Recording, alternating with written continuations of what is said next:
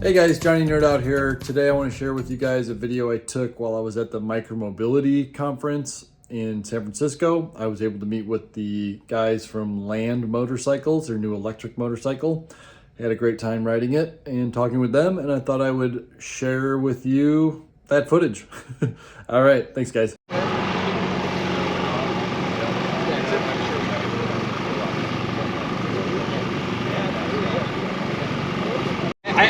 I did a lot of the design, so. Cool. Yeah, dude, I was riding it. This thing is awesome. Would it be cool if I film you? Yes, please. Awesome. So yeah, tell me some of the technical specs. I know it's 72 volt, Yep, but like, what is it pulling watt-wise? Yeah, so we're pushing 17,000 watts, so 17 kilowatts. That's in our motorcycle mode. What is that, like 250 amps or something? It's 200, close to 200? Yeah. So topping out at 72 miles per hour, and we could do a lot of different things with our drivetrain. So we could go from anywhere from e-bike to motorcycle pretty effortlessly, and a lot of that's due to the design and the weight distribution of the bike. So even if you aren't, a motorcycle person, and you don't have a lot of experience with those higher power modes, you can still get used to it and grow into it, and build up that confidence to experience those faster modes. Yeah, no, definitely. Yeah, I noticed this one was like an e-bike, and then it progressively got up it. Yeah, it definitely pulls.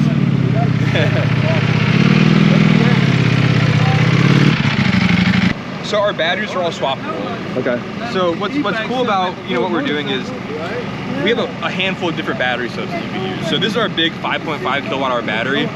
That'll take you from anywhere like to 120 to around 70 miles, depending on how you're riding it. At fast speeds, you're gonna drain it really quick. So to sustain about 60 miles per hour, we're at a constant of about 12.5 kilowatts. So if you do the math, it's gonna go quick. Yeah. But this bike really loves urban areas where you're not going long periods of time on fast straightaways. Right. Just like any electric thing. Does it have regen? It does. So it doesn't have it active yet, but it's in the software. So we'll be turning that on here soon, and we'll be giving our customers an option to dial it in. So a big thing with regen that we want to be careful with is just keeping the battery really happy so it lasts a long time. Because charging and discharging, especially with this type of power, just like constantly. Yeah. Constantly, it gets hot. There's a lot of cycles, and there's drawbacks, but we just want to make sure that we understand what we're doing before we just turn on regen, right? What are you guys doing to cool both the battery and the motor? Yeah, so it's all passive, all air cooled. The main focus was engineering. So we spent a lot of time with the system and making sure that it wasn't close to the limits.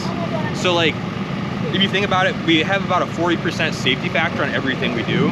So really, like, even in conditions like today in San Francisco where it's super hot, I mean, you still have a nice buffer to heat up to, and you don't really get come close to it. Cool. So this is our big battery. We offer small batteries, so you can do one small battery, two small batteries, or one large battery. Nice. Does this 110 charging? Does it support fast charging? Yep. So no fast charging. 110. We're doing about 860 watts, so pretty slow. But again, like, we want to make sure that you could use it in any public space, so any public outlet's your charger. We're gonna have an onboard charger that'll be around 400 watts. That'll be on the bike always. So that'll be a good accessory to pair with your district. And yeah. What's for this adjustment here? Adjustment? Yeah, so this is our primary adjustment. This tightens our chain, or our belt rather. So if you come back here, I did see that. So what's really cool about what we do is we have a belt to a chain, but what's even more special is it's all a clamping assembly. So if you see this part of the chassis, it's clamped together. So what that does is we could take out this axle that the drivetrain's on, and you could service or change your gearing without taking anything else on the bike off. So it's a pretty special system. It makes maintaining and gearing tweaks incredibly easy. Yeah. And what's really nice about the belt and the chain, it creates a really beautiful harmonic. So you said you rode one. I don't know if you actually noticed like the sound and the haptics of it. So when we were designing it, we had a handful of parts that were like, okay, like these are all good cost, these are all good quality. Like, what's the next thing? So we actually started thinking about it from a sound and haptic perspective. So when you think about it, it's like a lot of these bikes are completely silent and there's no vibrations, and you lose that character of what you're doing. Yeah, it did feel cool. I definitely did like that. A lot of people don't like the whine, but this is something. Yeah, well, it's, you know, it's just enough where it's not overwhelming, but it's enough saying, hey, I'm going 60 miles per hour. Yeah. It's fast. Yeah. Right. So.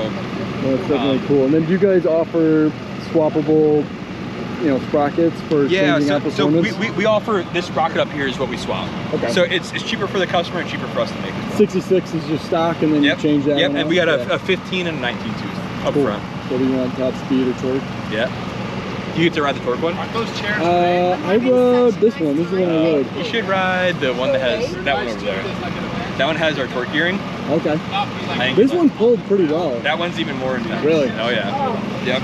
It's significant. I think this one said like 60. I wasn't really going for top speed, but Yeah. was that, Yeah. Oh, yeah. There's plenty of torque, but yeah. Awesome. it's, Cool. Well, appreciate it. yeah. Thanks. Thanks.